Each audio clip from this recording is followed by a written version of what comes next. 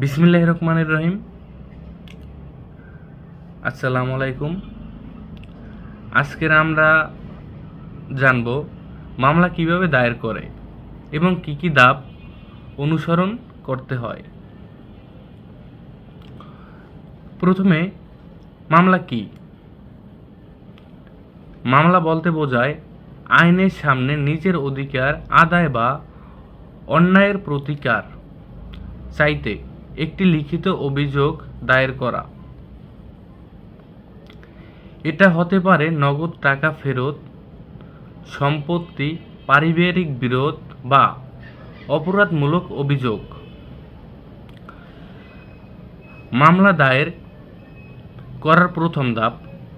প্রথমেই আপনাকে ঠিক মামলা করার কারণগুলো পরিষ্কার করতে হবে, যেমন টাকা ফেরত চাওয়া, চুক্তি ভঙ্গ হয়েছে বা অন্যায্য আচরণ হয়েছে। এরপর আপনাদের লিখিত অভিযোগ ক্লায়েন্ট আর্জি কমপ্লেন্ট তৈরি করতে হবে, যেখানে বিবাদী ও বাদীর নাম, ঠিকানা, অভিযোগের বিস্তারিত ও প্রমাণের তালিকা থাকবে। প্রশ্ন আসতে পারে, কোন আদালতে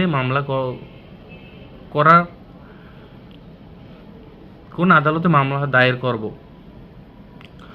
বাংলাদেশে মামলা ধরন অনুযায়ী সঠিক আদালত নির্বাচন করা জরুরি। সিভিল বা দেওয়ানি মামলাগুলোর সাধারণত লয়ার্স গ্রেড সিভিল কোর্ট এ দায়ের হয় এবং মামলার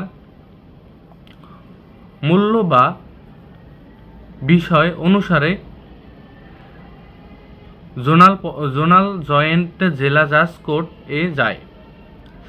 ক্রিমিনাল বা ফৌজদারি মামলাগুলো সাধারণত থানা বা মেট্রোপলিটন কোর্টের মাধ্যমে শুরু হয় এবং পুলিশ তদন্ত করে মামলাটি আদালতে তোলা হয়। মামলার ধাপগুলো। একবার মামলা দায়ের হলে এর ধাপগুলো সাধারণত হয় সমন জারি। আমাদের প্রশ্ন আসতে পারে, সমন জারি কি? আদালতে বিবাদীকে উপস্থিত জানানোর জন্য নোটিশ দেয়। লিখিত অভিযোগ। বিবাদী তার প্রতিক্রিয়া লিখে জমা দেবে। প্রমাণ দলিলাধীন। দুদিক থেকেই প্রমাণ জমা হয়। গোষ্ঠ শুনানি। আদালত প্রমাণ শুনে সিদ্ধান্ত নেয়। জাজমেন্ট ও ডিক্রি। আদালত সিদ্ধান্ত ঘোষণা করে। প্ল্যান্ট জমা হওয়ার পর মামলা চালানোর পুরো প্রক্রিয়া কোড অফ সিভিল প্রসিডিউর 98 এর মাধ্যমে হয়। মামলার খরচ ও সময়। আমাদের এই প্রশ্নটা আসতে পারে যে মামলার কী ধরনের খরচ হতে পারে, কী রকমের সময় লাগতে পারে। মামলা সরাসরি করার সময় মামলা সরকারি ফি ও আইনজীবীর ফি সহ খরচ হতে পারে।